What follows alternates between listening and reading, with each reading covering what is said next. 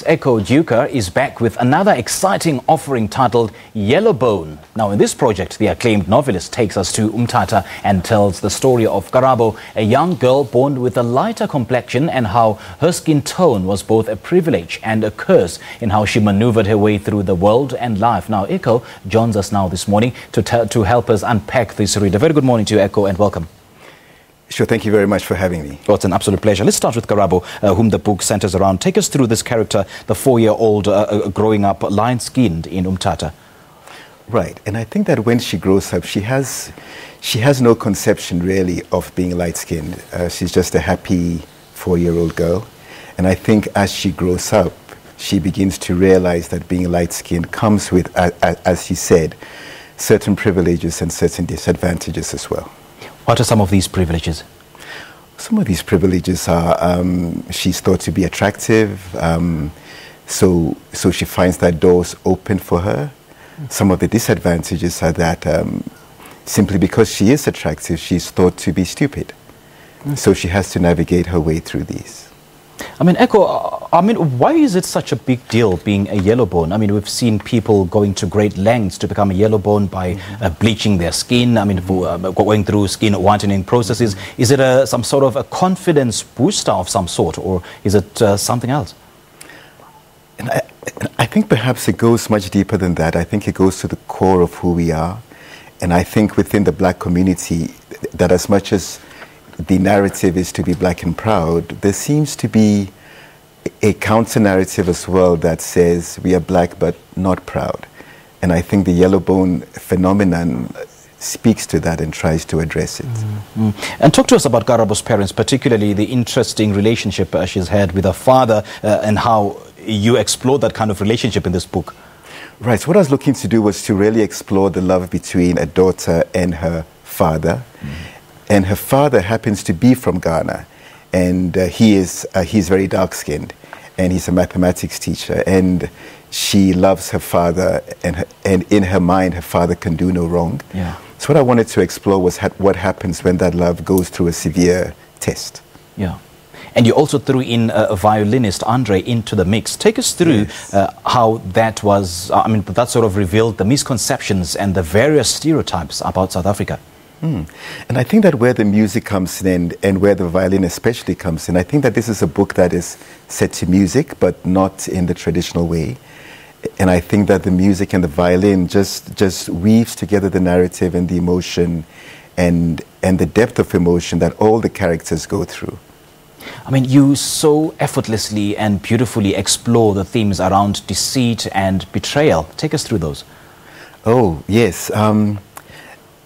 And I think that we all have a dark side to us, and I find that when I write, the darkness or the so themes like the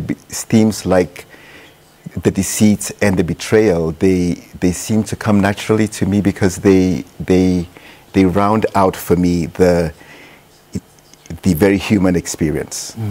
And how does the character develop and eventually end?